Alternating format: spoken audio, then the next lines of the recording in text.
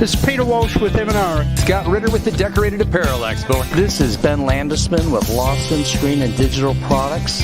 This is Deborah Sexton. And you're listening to the Two Regular Guys Podcast. Hosted by Terry Combs and Aaron Montgomery.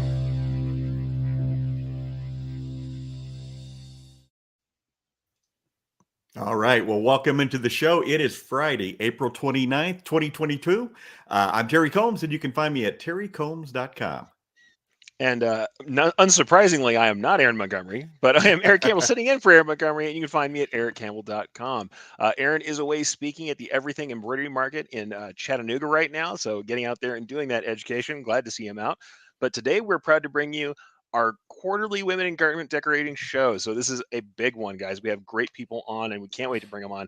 Our guests are Marj Easterling of Big Lick Printing LLC, Deanna Smith of In the Zone Inc., and Massey of Tshirts for Hope Screenprinting. So all three of them successful women in business who are going to talk to us about marketing and promotion. So really cool to have them on, and can't wait to hear more. And we appreciate Aaron really pulling all this together for us before he exited yesterday. He's probably speaking as we speak now, because I think he and Kylene have 5 different seminars that they're doing. So that's overwhelming. They're definitely doing the big marathon out there today in Chattanooga. But honestly, I couldn't ask for better people to do it, and can't wait to hear about that too when he gets back in. Yeah, absolutely. Well, a couple of news items, Eric. One is Printing United Alliance, which we all used to know as SGIA, and before that SGA and SPA and SPAI. I'm dating myself here. but the latest is Printing United Alliance, and they have announced a collaborative partnership with Made Lab, which is modern apparel decoration and education. And the partnership will highlight year-round support and on-site education at each organization's respective industry conferences and events. And to learn more, you can go to the link on our screen. If you're listening to the podcast version of the show, just go to our website and you will find it there, or just go to printingunitedalliance.com as well. And also, as per usual, links in the comments, so we'll be able to have all that discussion. Always glad to see more education coming up. You know, these are good folks. We've worked with people on all sides of this aisle, so happy to see them doing that new partnership. We do have one other piece of news as well. And once again, thank you, Aaron, for putting in news items for us to read today. You worked out a lot of this stuff, but we actually have a U.S. Supreme Court decision. So the U.S. Supreme Court is announcing a decision for on-premises signage. Supreme Court of the United States announces it has come to a decision regarding the signage-focused case, City of Austin, Texas versus Reagan National Advertising of Texas, Inc. As stated in the court's report, it is ruled that traditional regulatory distinction between on-premises signs and off-premises signs is content neutral and constitutional. So once again, some interesting things for the folks who are in signage. If you want to hear more about that, we have a link up, and I'll go ahead and get that in the comments as well. You know what? Constantly, when we're talking about promotions, when we're talking about things that are political, when we're talking about promotional products, there is, funny enough, a little bit of heat about what people spend on what and what things are allowed. So it's always interesting to see when those decisions come down. Exactly right. Exactly right. Well, I actually have a dad joke today, Eric. You do? I do. I mean, surprise of all surprises, it's dad joke time. But Eric, and see, you're on camera today, because normally when we read the dad joke, you're just sitting there shaking your head.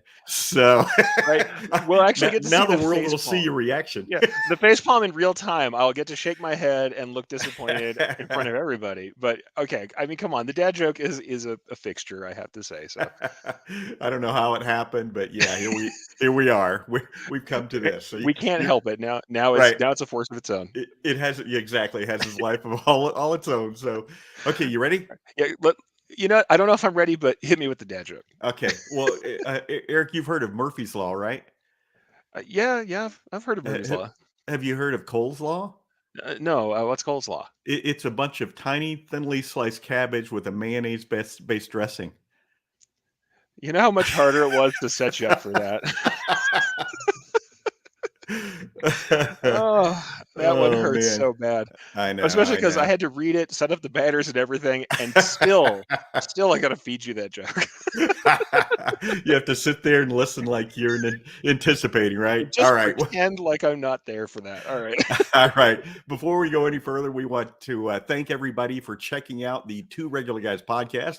We are always looking for new guests. So if you or anyone you know would like to join us, go to calendly.com/2, the number 2, regular guys, and share your show ideas. If you are listening to the podcast version of our show, we would appreciate you sharing the Two Regular Guys with all of your industry friends. And we would appreciate you giving us a review on Apple Podcasts, Spotify, iHeartRadio, Stitcher, Amazon. We are everywhere that you can listen to podcasts. So it's really helpful for us if you can give us a review. And during the show today, if you're watching us live, please join in with your comments and questions. Yeah, we would always like to hear more from you. And in the spirit of that, let's go ahead and get a few the comments for the regulators. We have these people in every week. So let's grab some folks. Christine Shreve, by the way, originator of this quarterly, women in garment decoration segment. So thank you, Christine, for there. She says, "Hey guys, happy Friday. Happy Friday, Christine. Happy to have you in." Got Cindy King saying good morning at Texas. And Christine says, "I wondered if Eric would be hosting today." Yes. Yes, I will. Kristen says, "Good morning. Happy to be back live with you up to 2-week hiatus. Happy to have you in too. Glad to hear from all of you guys coming in." We have lots of other people saying hi. Yosta saying hi. Ramona saying hi, saying glad to see us both. And then Christine responding to the coleslaw joke. "I'm shaking my head on Eric's behalf. That one is bad." Yeah, 100%. Though Megan does at least give you the laughing face to help you get over Thanks, the Megan. sting. And of course, we also have Justin Armentis coming in, Digitizer himself, saying good morning, all. And we've got Dawn Marie Eddings in as well, longtime listener. Happy to have you in. So, women owned and operated out of Kansas City, Missouri. Awesome. So thank you, Dawn, for showing up. Glad to have all you folks in. By the way, if you want to be a part of the Two Regular Guys and you are interested in joining in and supporting what we do, we are looking for sponsors. The last couple of years, we have really kind of laid off of sponsorship, not sold sponsorships, and given that sponsorship time to the trade shows, knowing that they had a lot to struggle through. But honestly, we're happy to open that back up now. So if you have a chance to check that out, we actually have on our website a place to go for sponsorship. So it's tworegularguys.com/sponsorship. And that is available for you guys, or you can hit us up at info@tworegularguys.com if you are interested in supporting the show and having this segment be part of something we do to promote what you're doing. So if you want to reach out to us, we would love to have you as a sponsor. Absolutely. Awesome. All right. Well, Eric, are you ready to bring in our guests? Yeah, absolutely. We have awesome guests today, and I can't wait to get them on screen and on the show. Yeah, absolutely. We have Marj Easterling, we have Deanna Smith, and we have Amber Massey. So welcome into the show, ladies. Hi, everybody. All right. All right. We'll see how we do with 5 faces on screen. All right. Well, let's start with this. Please tell our listeners about yourself and your business. Marj, let's start with you. Well, I like that you guys call the waiting area backstage. That makes me feel comfortable. Makes me feel like I'm a star, but I'm the green not. room. You're all right? stars. So we've been in business, I guess, going on 7 years now. I started Big Lick Screenprinting. I'm up in Roanoke, Virginia, and Roanoke used to be called Big Lick. So that's how we got our name. Everything here is Big Lick. And I got our logo from finding an old envelope that was postmarked from the 1800s, and it said Big Lick, Virginia in the postmark. So I took out the Virginia and put in Screenprinting, and that's how I got the logo. That's awesome. Oh, wow. So, and we're completely family run. Everyone that works here is part of our family, extended or adopted. It's all good. That's awesome. Well, I grew up in Saltville, Virginia, so I know exactly where you are, as we've talked about before. Yes, absolutely. Yeah, Deanna, how about you? Yeah, I am co-owner of In the Zone Inc. We're in Bend, Oregon, and we have screen printing and embroidery. Started in 2009, and also co-founder of Print Girl Mafia, right there. Yeah, so my husband and I, we run In the Zone together, and it's very much family also. We have a lot of family members, and then of course adopted family too. So All right. Very cool. Amber, how about yourself? Amber Massey, Tshirts for Hope. We are in Fortson, Georgia, which is about an hour south of Atlanta, home of the Rangers Infantry. We screen print. I have a Rock U, we've got a manual, and I work with a special needs community. So it's really just me. And then I have a special needs neighbor and my boys after baseball practice in school. So it's great. We have volunteers that come in and we teach, and but it's pretty much just me and Jason, who's my neighbor. Awesome. Very cool. All right. Well, before we go fully into it, I just wanted to kind of put out there, it's just great to have everybody here and on screen. I know that sometimes it can be hard to kind of get yourself out there, but I know you guys are great about promoting what you do. And that's what we want to talk about today. We want to talk about marketing. So let's start kind of by discussing like how you market your business. What's your primary kind of focus on how you do that? Where you like what challenge you're getting out there? And do you think it's changed at all in the last couple of years with the pandemic going on? And I guess let's go same order for right now. Let's start with Marj and see how how do you feel that is? Like what's your main channel? Like how do you do that? And what do you think has changed? I definitely think a lot has changed since we started in, we haven't been in business that long, but we started with branding first and partnered with our local civic center to do a lot of branding and trading out. And I did the Gauntlet Small Business Competition. So we've become kind of known for helping out other small businesses. And I'll trade for anything. Like, I'm not kidding. I've traded hoodies for my driveway. I've traded hoodies I will trade for, we will work something out. You know what I'm saying? So, but we're kind of known for helping out other small businesses and doing whatever. I'm trading right now to have my rental properties yard mowed. I'm going to get this kid. He's just started this lawn mowing business. I'm doing his shirts for him. But, so we started that way, but now since the whole pandemic, I was lucky enough to do the Here for Good program that Sloan started, and it was amazing for us. And it was amazing for a lot of other small businesses here. We were small enough to kind of take it and run with it fast, and we're able to help a lot of people. And I think approaching our marketing from what we can do for you and how we can help you has really changed the dynamic of how people see our business. So really I kind can of see community focus. Yeah. I'm picturing your logo now adding cash, Bitcoin, or barter under. So yeah, firstborn male children, food stamps. What you got? We'll do something. I'm just kidding. Right. Hard to follow, but Deanna, what about you? Like, what's your primary channel? What do you feel like your business is known for, and what do you think has changed? Well, I mean, we were fortunate enough to stay open during the pandemic.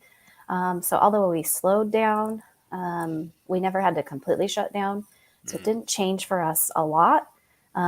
We did have to change in a little bit where we had to do more email marketing just to connect with our customers and let them know, hey, we're still open.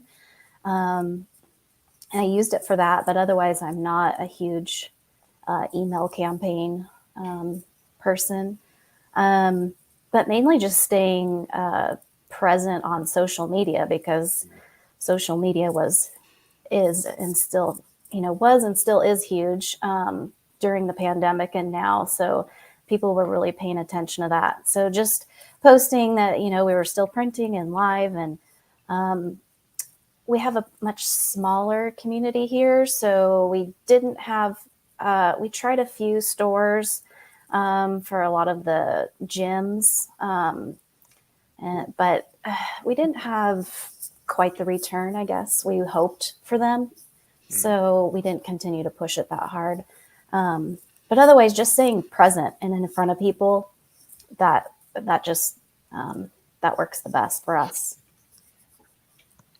Makes a lot of sense. I mean, honestly, having that heartbeat and saying we're here, especially when it was so uncertain, I think that makes a ton of sense, that people kind of had to just be present and be there.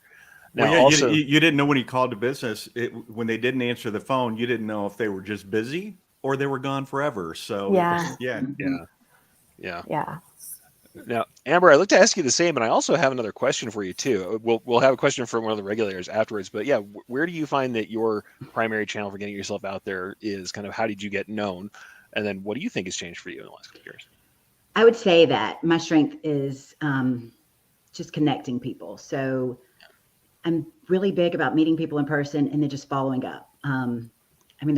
Just being honest about it. I call and text people every week to ask them how I can pray for them, and have just built hundreds of relationships based off of that. And that has just kind of been how my customer base has been. And it's stuck with me, and they supported me during COVID. And that's how I've grown as a printer, just meeting amazing people who have the same values and then are just really good at what they do in their industries. That's how I grow. And that's just, it's a lot of word of mouth. And then we do Instagram with Jason. We post dumb videos. We post the good and the bad of screen printing. I just sent Deanna. Wait, there's bad? What? Oh my God. Yes. Some of the videos are me redoing the shop and saying what the men aren't going to allow me to do. It's entertaining. Like, I'm on top of my machine. And I think it got like 10,000 views, and my dad took it. It's not attractive at all. But the apparel list called me and said, "Hey, we saw a picture of you on top of your machine. Would you like to be on our advisory board?" And I'm going, sure.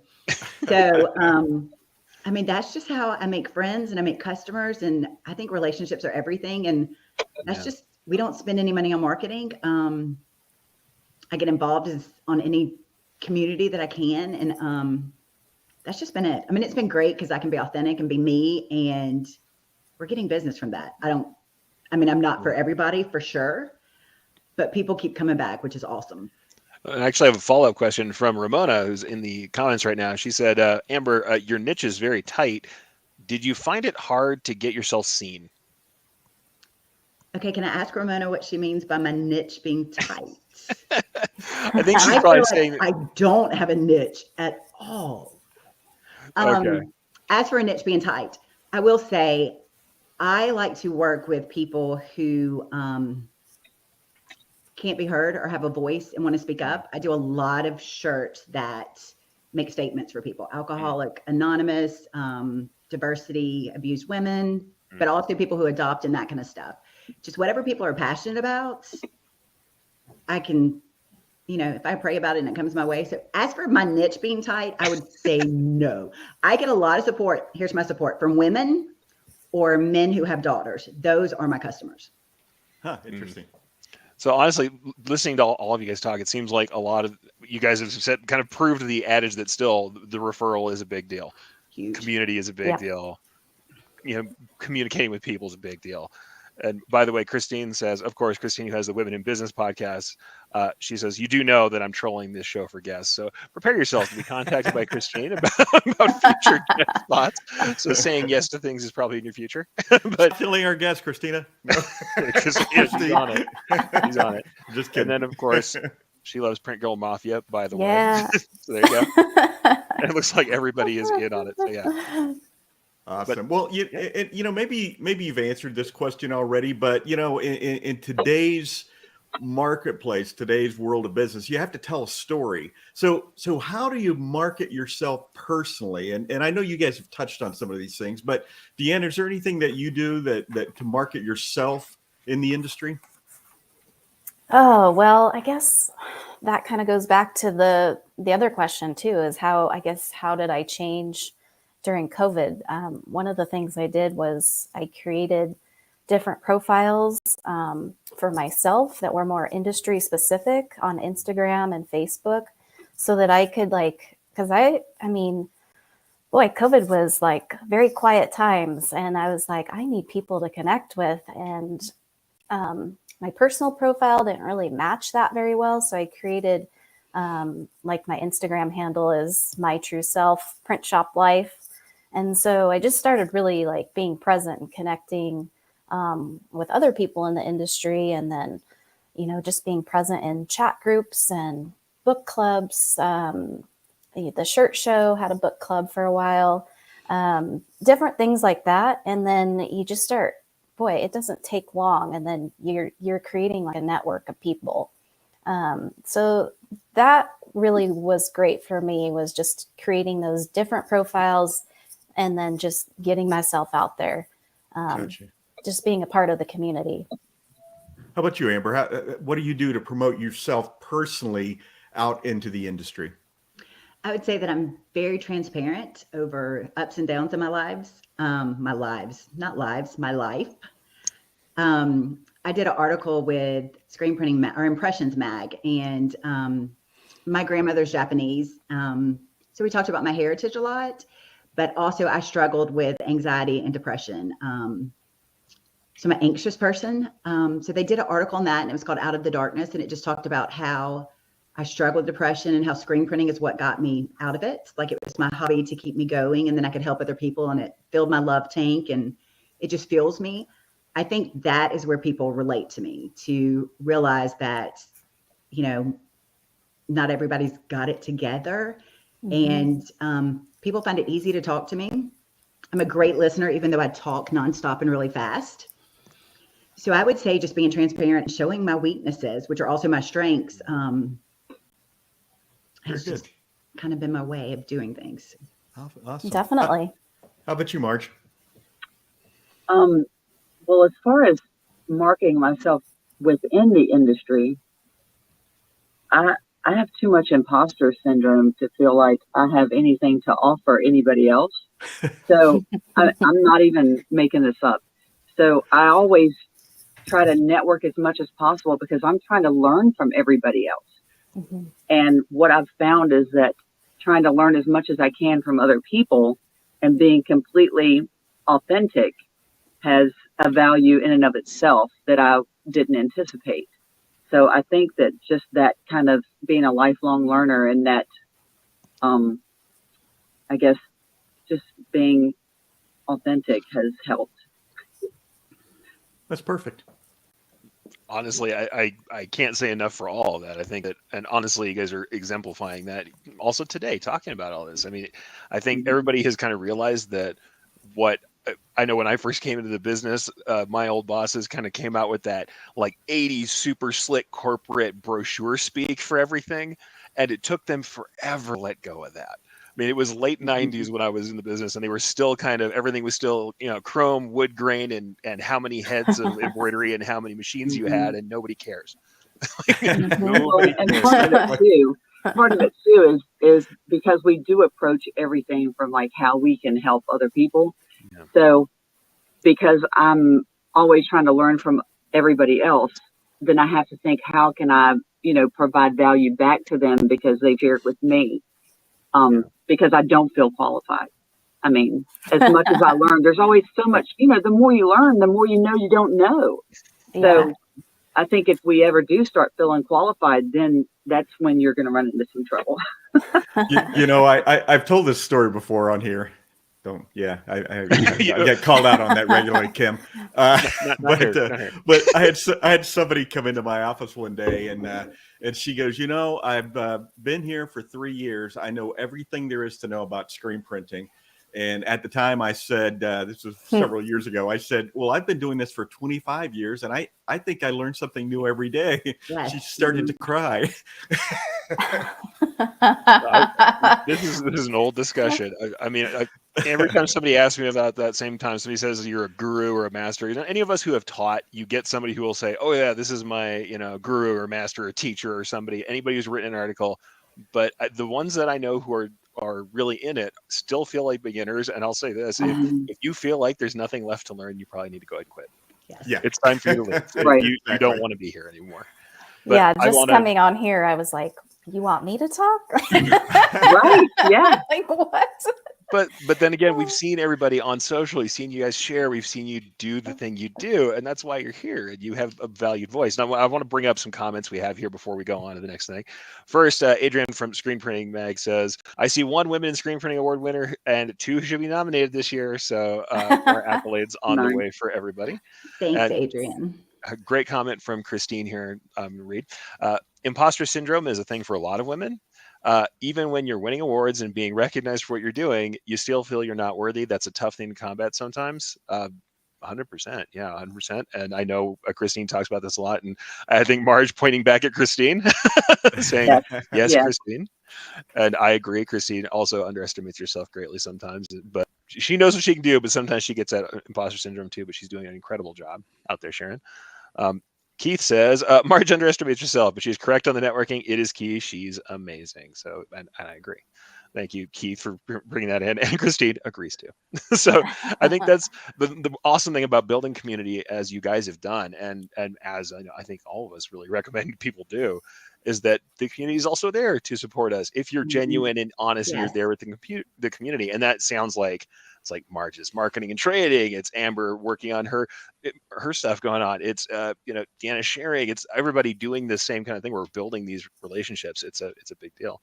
But Dawn also shares it's definitely an uphill battle. So yeah, agreed. But it's cool to share that stuff. So thank you all for, by the way, sharing that.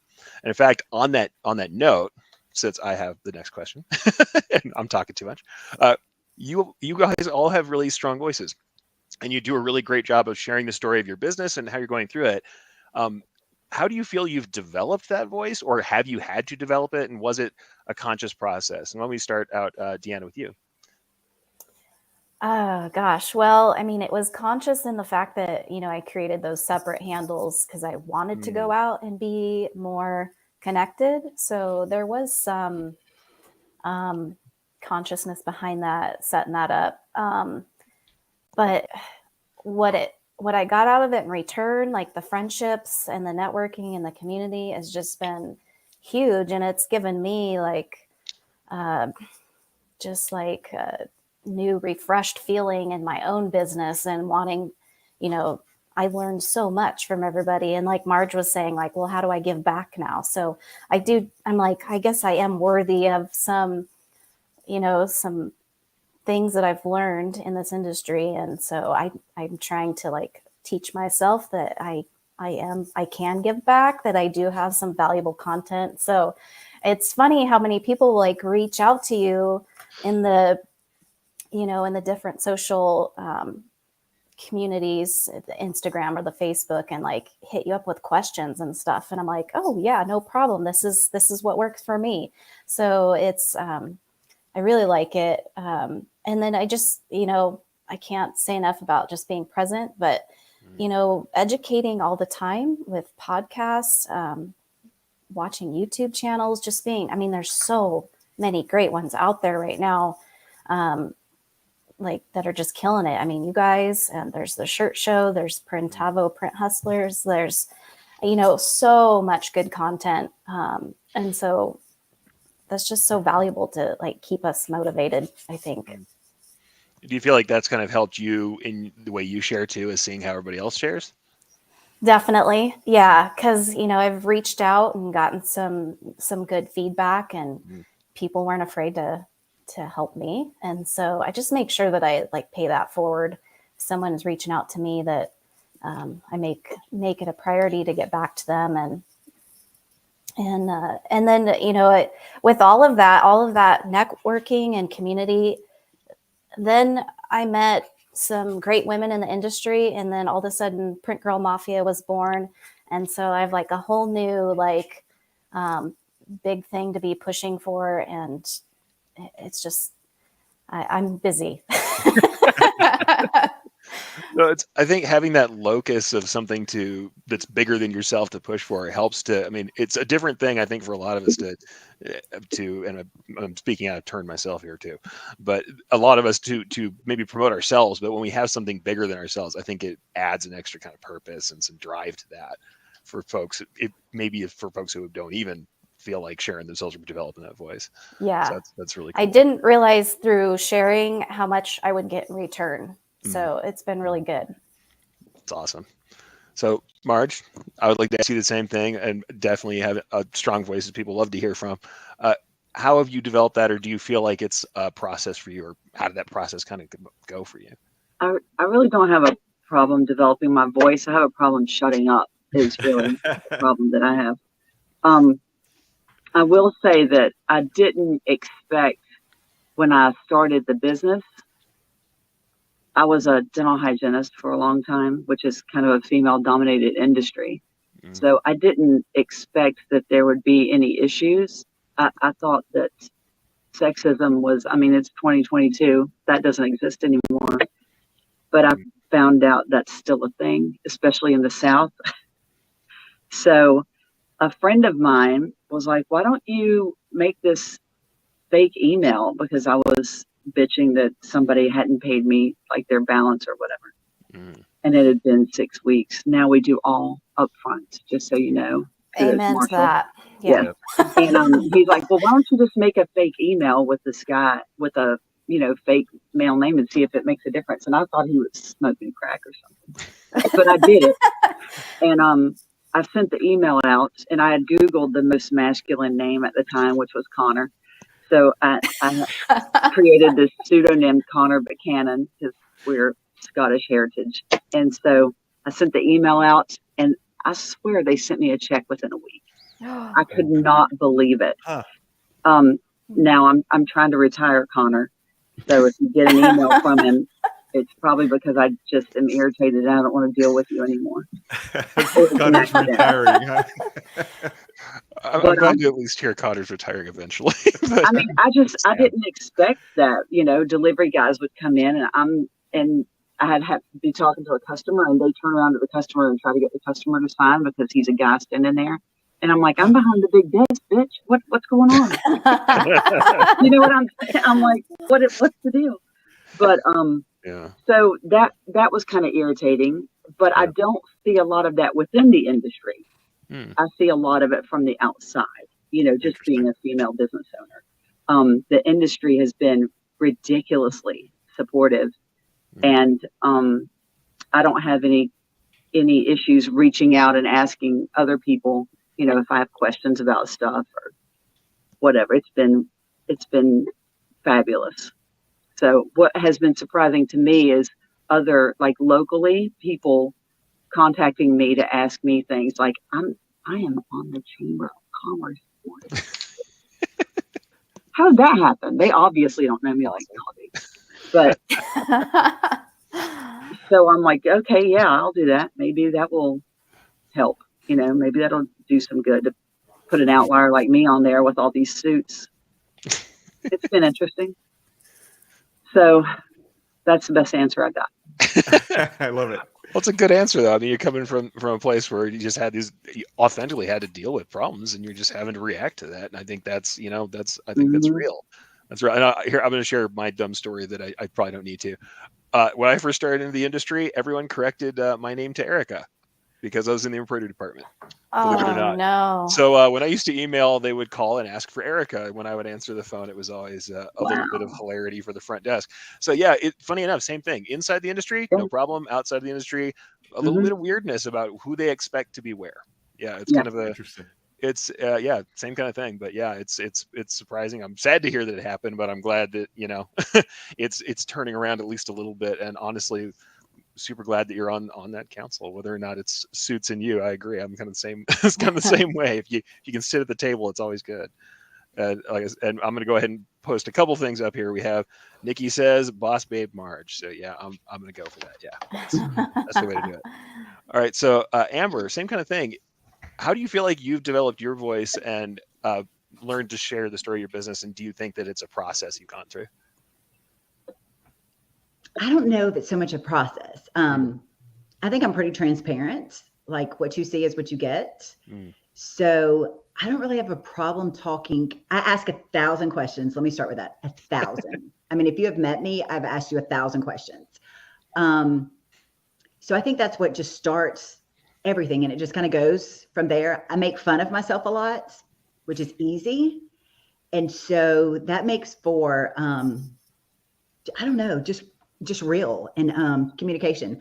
To add what Marj said, like inside the screen printing or apparel industry, it has been so supportive.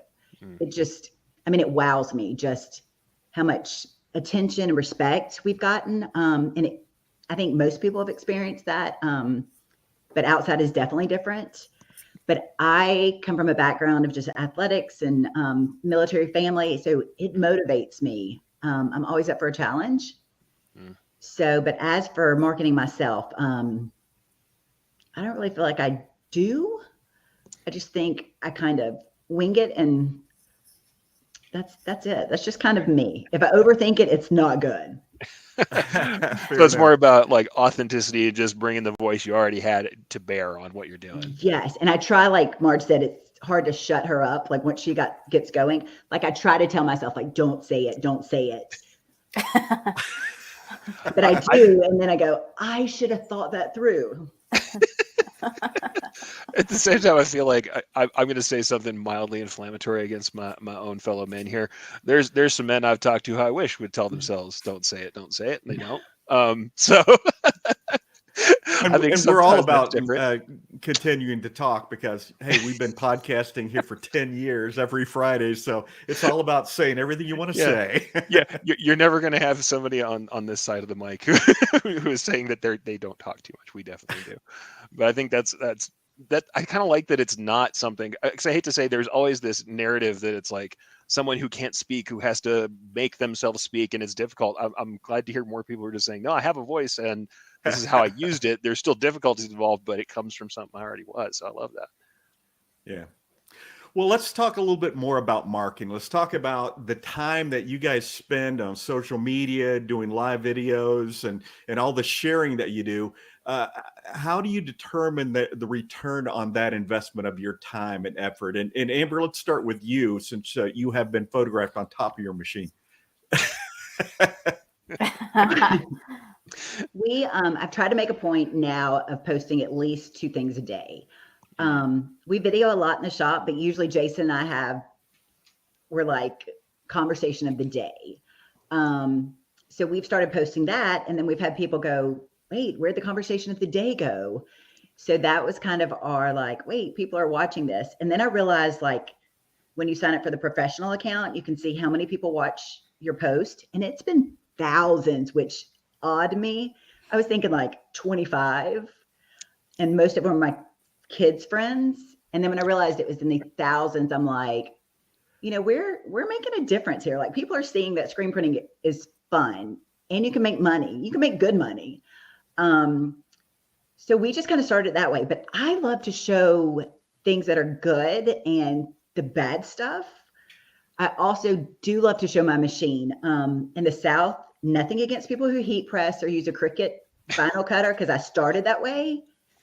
But in the South, people do think, oh, you have a Cricut cutter. And I'm like, no, I have a big green machine.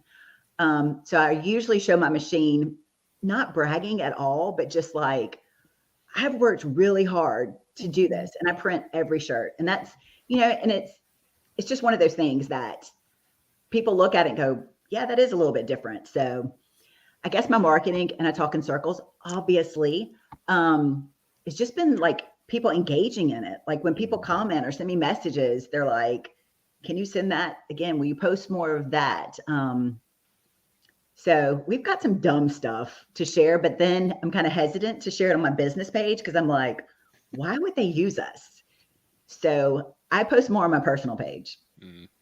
Interesting. Well, how about you, Marj? How the time you spend out there in the industry, how do you justify that as with a return on investment? Well, as far as social media goes, I think the more that you post and the more, it's not just about people watching it and seeing it and getting the likes or the views, because I really don't care if they like it or view it or not. But what happens is it provides this legitimacy, kind of like having your big green machine. It makes it look like we don't have a Cricut and we're not like pasting stuff down on people's shirts, and we're a legitimate business. So and the social media is a huge aspect of that, because as much as I hate watching a video, that's all anybody cares about now. So if you're not doing it, you don't look like you're a real authentic business. And that's why I think it's important. And we probably don't post enough. And it would be great if I could get more action stuff with other employees, because I think people are tired of looking at me, honestly.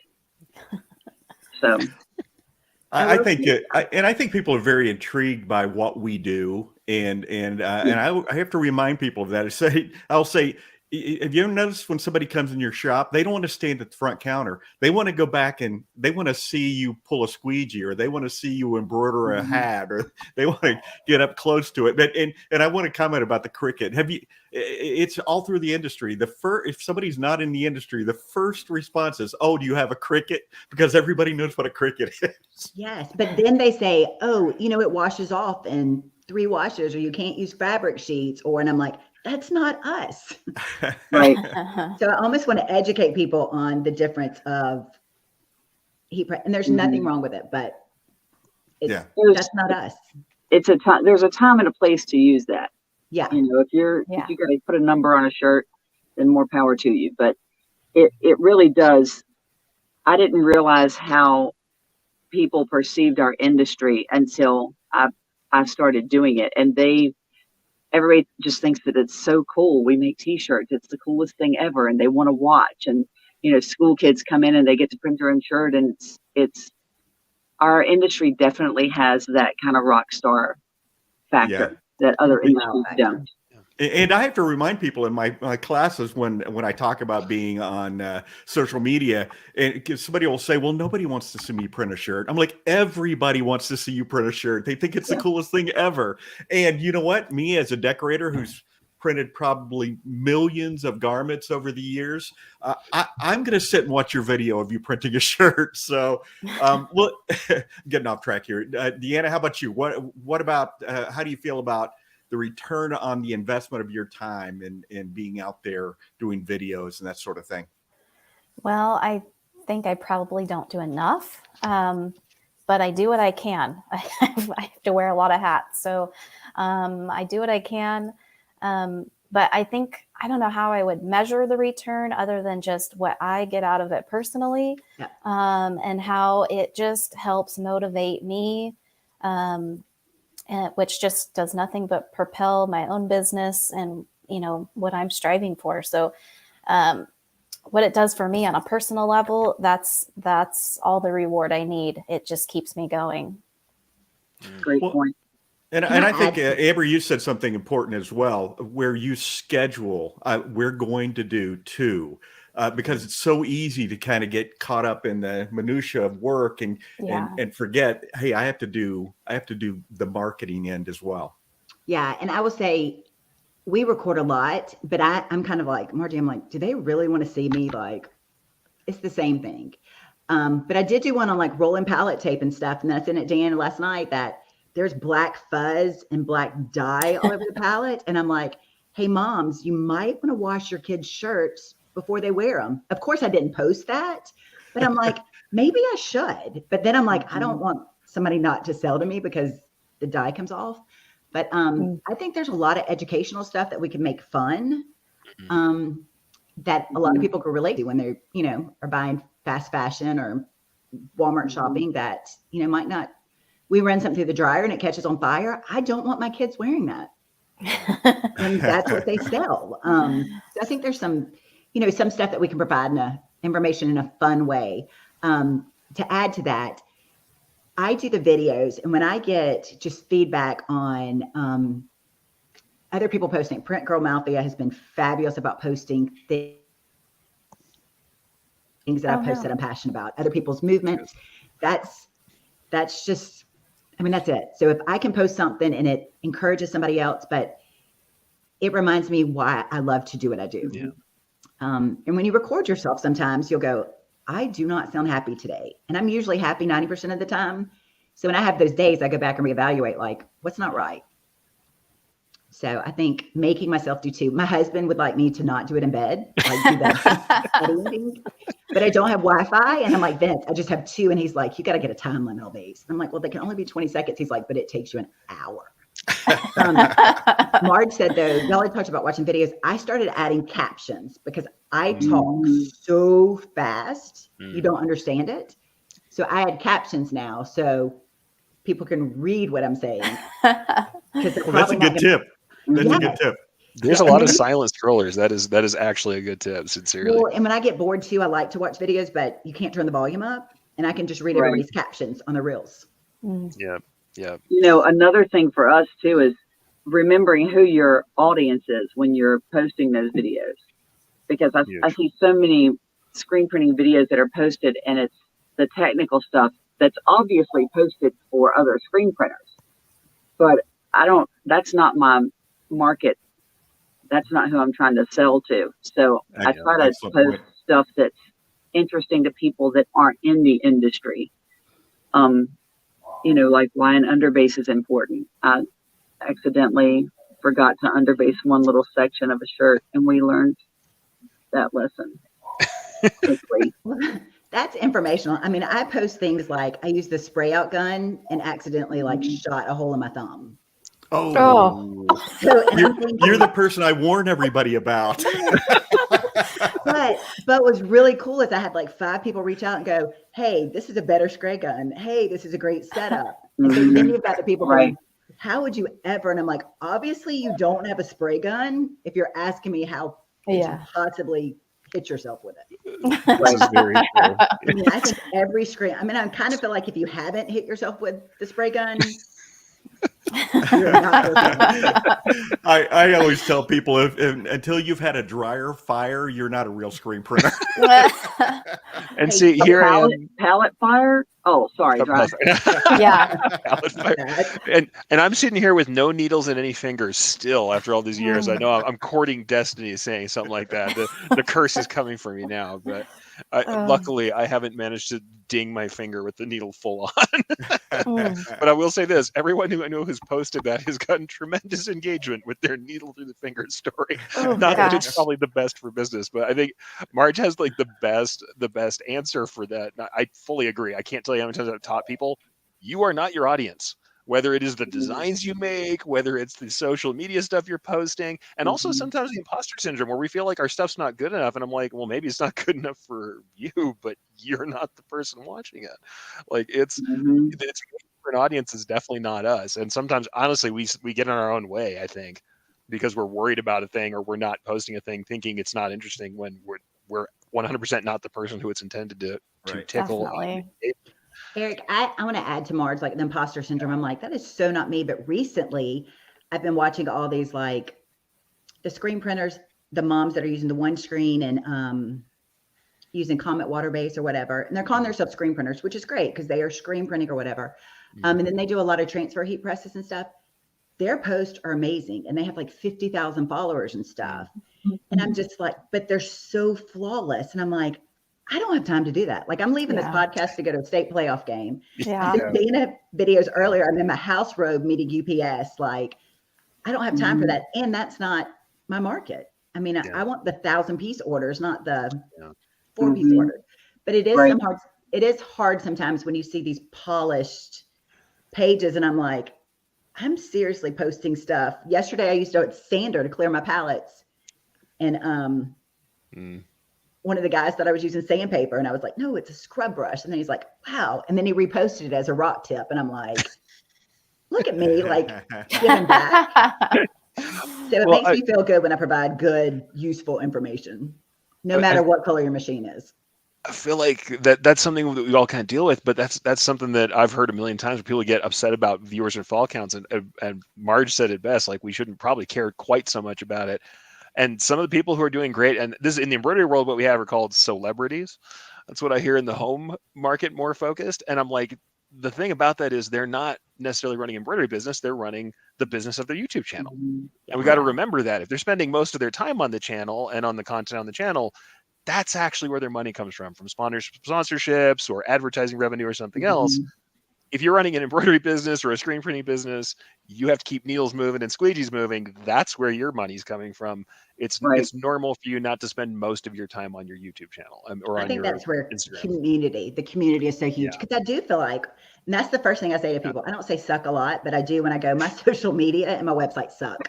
I mean, and on the flip side of that too, I feel like there's this massive backlash that's happening now because everything is just so filtered.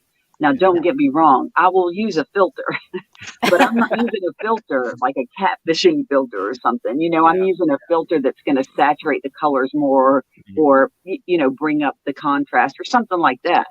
But if you look at this, the popularity, what's that girl's name? Elise, what is her name?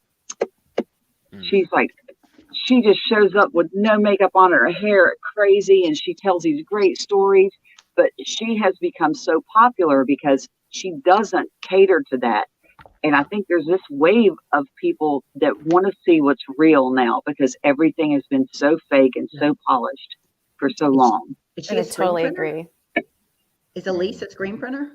No. She's like an Instagram celebrity or TikTok celebrity. And Elise Myers, is that her name? I don't know, but I'm going to follow your page. Oh, and she is find her. fantastic. And she just tells these stories and she just doesn't give a shit. She's fabulous. Well, I will tell you, I show up with no makeup on. UPS has met me in every type of clothing that I have, like straight out of the shower in a house robe. And I mean, I'm not going to make that video, but obviously your return investment, Marj, is better than mine. Well, let me bring up something from Christine, who I think actually makes a great point here. Comparison is such a problem for so many women. We think that we should be perfect all the time, and we don't see all the work that goes into the few moments we see. I prefer real over polished every day. So, Absolutely. Yeah, absolutely from Christine. And Ramona says, my skill set is embroidery. I am not a professional video photographer. I don't have a problem putting content out there, but it's not going to look like a Paramount production. I think people can relate to that, though. I think people in the industry can go, that's what it looks like. Yeah. And Christine is a rock star, by the way. Agreed. Yeah, totally. I mean, by the way, you guys are all rock stars. Jay Vassell, Taco Master himself and Master Marketing says, epic show so far. These ladies are killing it. But if you didn't post it, did it really happen? that's part of the thing. I think we get into that trap, though. I mean, we have to remember that we do have to do the work of doing the work. It can't just be that other stuff. Though, once again, Christine has another great point I want to bring up. Education is so important. It takes time to educate customers, but it's worth it. I think that really is true. And over, the other stories I'm saying, I'm not going to go through all of them. Justin says, yep, there's a door with a window of the embroidery room. Everybody's trying to look at it. People are wanting to see the real thing. And I think that's how it is. Also, we have Keith saying, you should have fun with it.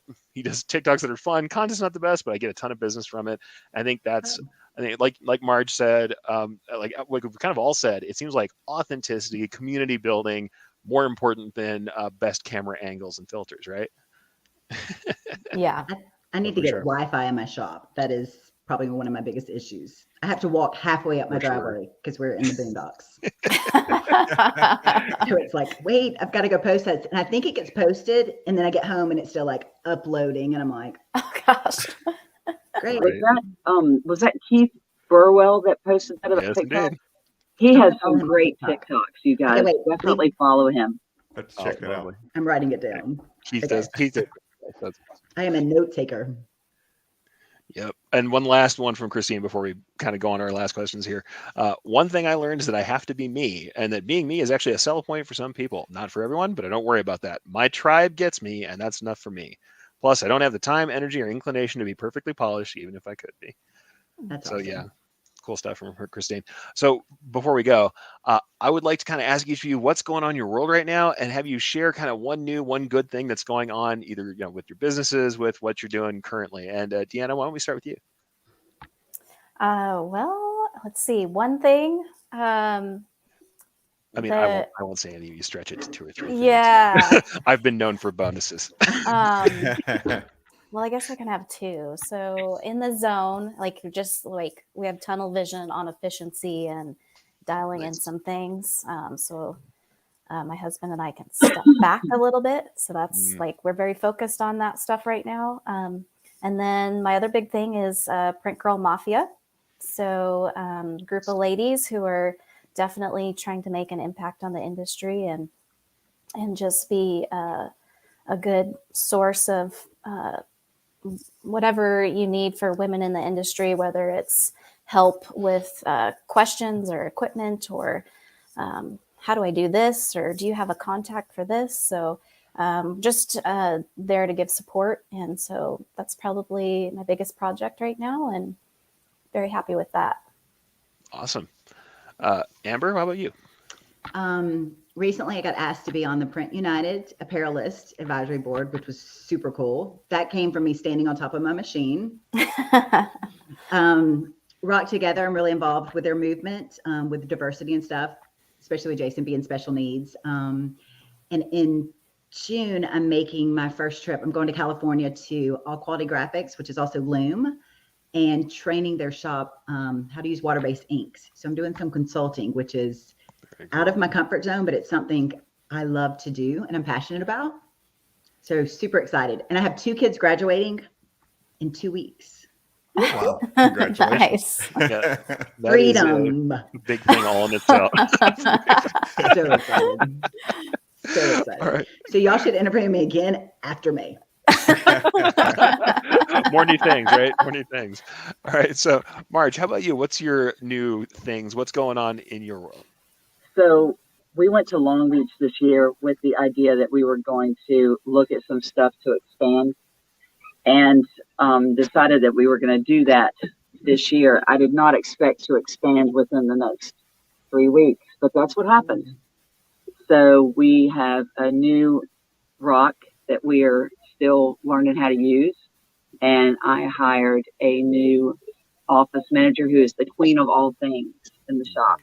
And so Nice. we are expanding quite a bit these days and trying to navigate those waters. And that's why everything still looks like chaos.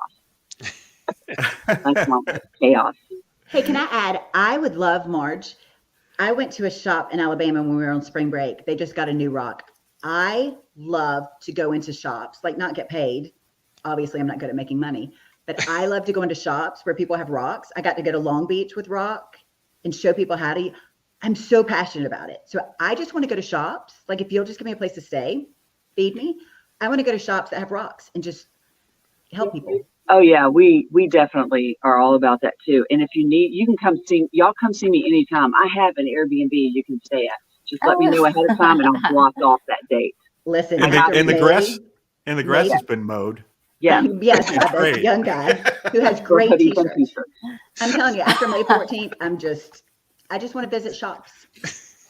Very It's nice. fun. That is awesome. All right. Well, before we let you guys go, we need to know how folks can find you. Marj, let's start with you. I'm really easy to find. If you just Google Big Lick Screen Printing, we're everywhere. But biglickscreenprinting.com is the website. We're on Facebook, TikTok, Instagram. And you can find me, friend request me, Marj Easterling, Marj. So y'all just hit me up. And if you go to any industry event, just look around and Marj will be standing there. So With red How about- lipstick on. That's right. How That's about- my power color. there you go. Where there are happy people chatting, you'll find Marj. Right. How about you, Deanna? How can people find you?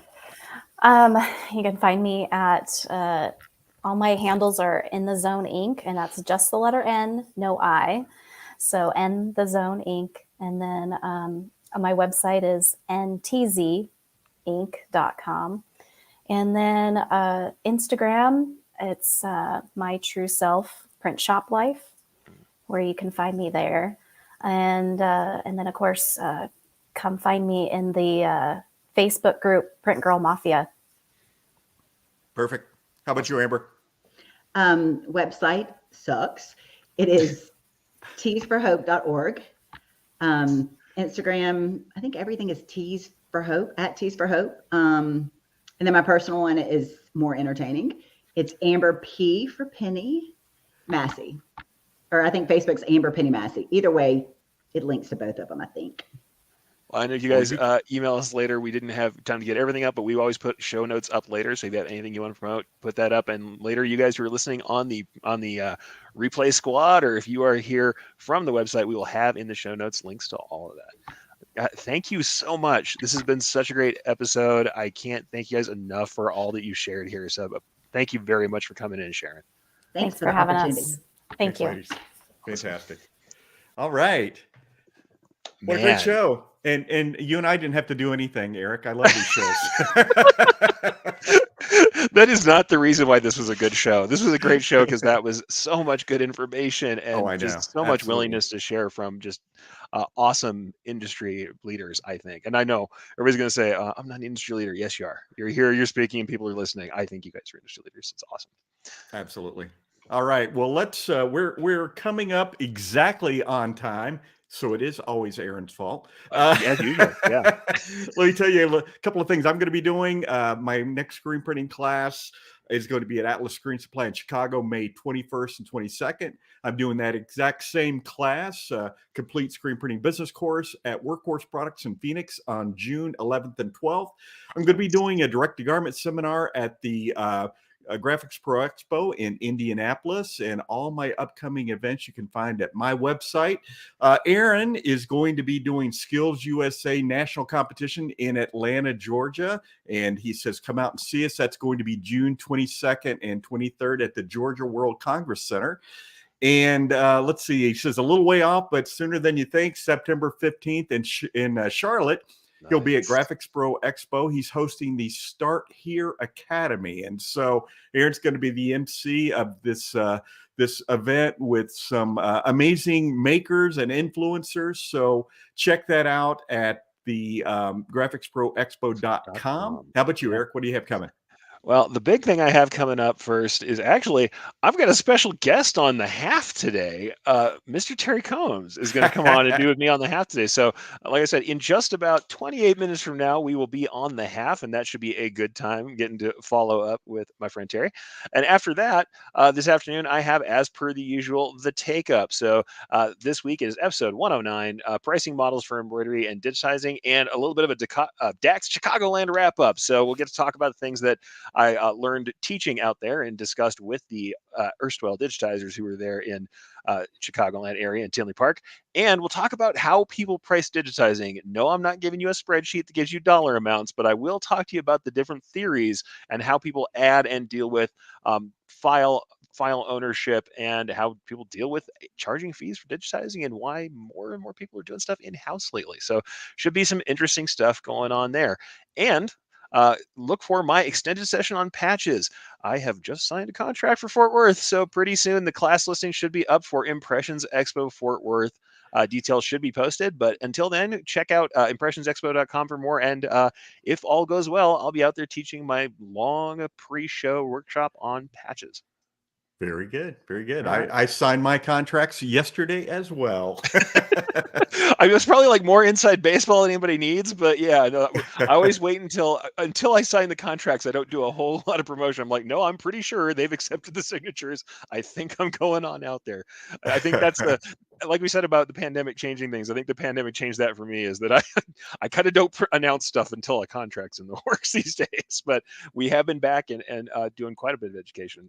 Like I said, the DAX wrap up today, I'll talk about that for sure, but full rooms at DAX. It was great. Fantastic. All right. So we've come to the close of another show, a great show today. So thanks again to Marj Easterling of Big Lick Screen Printing, Deanna Smith of In the Zone Inc., and Amber Massey of Tshirts for Hope Screenprinting. I'll have to tell Aaron we had to change that in all of our stuff for the show notes. But thank you all for the wisdom and inspiration today. And I can't say enough about how great it was to be able to talk to you and hear all this wonderful stuff. I do want to bring up one last thing before we end the show, because we had a great comment from Christine Shreve. And I just want to bring this up because it's well worth it. If you guys are here listening to the Women in Garment Decorating, then you're going to also love the Women in Garment Decoration Facebook group. It's where a lot of people who started from the original quarterly shows have gone to get community. So show up, check that out. If you search Women in Garment Decoration on Facebook, you'll be able to get there. And Christine is over there and running a really great group where everybody can engage. Also, like I said, Print Girl Mafia, check that out.